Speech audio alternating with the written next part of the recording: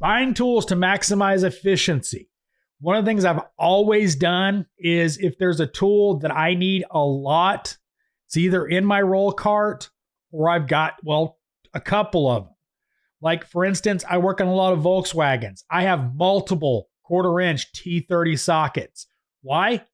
So if I can't find one, I've got another one. If I lose one, I've got 4 more. Another thing to do is think about shop tools. If you're constantly having to go search around for a tool, that's wasted time. It might be time to go ahead and buy that tool yourself, whether it's a scan tool, smoke machine, whether it's ball joint press, whatever works in your workflow.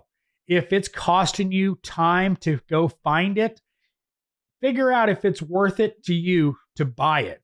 Because if you spend 20 to 30 minutes several times a day looking for the shop scan tool, it's probably worth it for you to buy your own. Buy tools smart to maximize your efficiency.